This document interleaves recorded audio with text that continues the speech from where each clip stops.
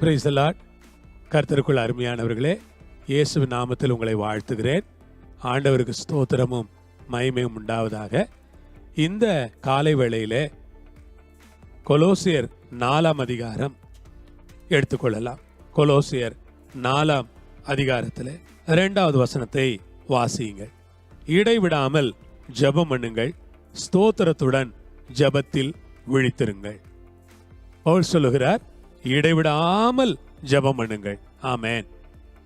ஆண்டவருக்கு ஸ்தோத்திரம். இடைவிடாமல் ஜெபம் பண்ணுங்கள். கர்த்தருடைய நாமத்திற்கு மகிமை உண்டாவதாக. இடைவிடாமல் ஜெபம் பண்ணுங்கள். அல்லேலூயா. ஜெபம் பண்ணுங்கள். ஏன் சொன்னார்? இடைவிடாம ஜெபம் பண்ணுங்க, விழித்திருந்து ஜெபம் பண்ணுங்க, சோர்ந்து போகாம ஜெபம் பண்ணுங்க, காத்திருந்து ஜெபம் பண்ணுங்க, உற்சாகமா ஜெபம் பண்ணுங்க. பைபிள் என்ன சொல்லுகிறது? இடைவிடாம ஜெபம் பண்ணுங்க. கர்த்தருடைய பரிசுத்த நாமத்திற்கு நன்றி. நான் என்ன செய்யணும்? நாம் என்ன செய்யணும்னா, தொடர்ந்து இடைவிடாம தொடர்ச்சியா உற்சாகமா சோர்ந்து போகாம ஜெபம் பண்ணிட்டே இருக்கணும். இடைவிடாம ஜெபம் பண்ணுங்க. ஆண்டவருக்கு நன்றி. ஜெபம் ரொம்ப முக்கியம். ஜெப வாழ்க்கை ரொம்ப முக்கியம். அதை இடைவிடாம ஜெபிச்சுட்டே வாங்க. ஒரு நாளும் ஜெபிங்க. எல்லா காரியங்களுக்காக ஜெபம் பண்ணுங்க. எல்லாருக்காக ஜெபம் பண்ணுங்க. எல்லா விஷயங்களுக்காக ஜெபம் பண்ணுங்க. ஜெபத்தினால ஆகாத காரியம் ஒன்றும் இல்லை. ஜெபத்தினால நடக்காத காரியம் எதுவும் இல்லை. ஜெபத்தினால முடியாத காரியம் ஒன்றும் இல்லை. ஜெபம் பண்ணா எல்லாம் முடிஞ்சிடும். ஜெபம் பண்ணா எல்லாம் நடந்துடும். அதனால இடைவிடாம நீங்க ஜெபம் பண்ணுங்க. ஸ்தோத்திரத்தோடு ஜெபத்துல விழிச்சிருங்க.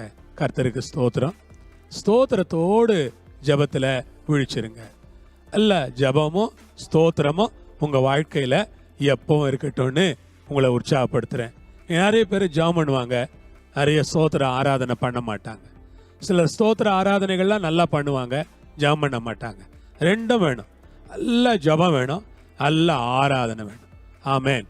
நல்ல ஜெபம் வேணும், நல்ல ஆராதனை வேணும். கர்த்தரை இடைவிடாம ஜெபிக்கிற ஜெபமும் இடைவிடாம ஆண்டவரை ஆராதிக்கிற ஆராதனையும் உங்க வாழ்க்கையில் இருக்கட்டும்னு சொல்லி உங்களை உற்சாகப்படுத்துறேன். உங்களுக்காக ஜெபம் பண்ண விரும்புறேன்.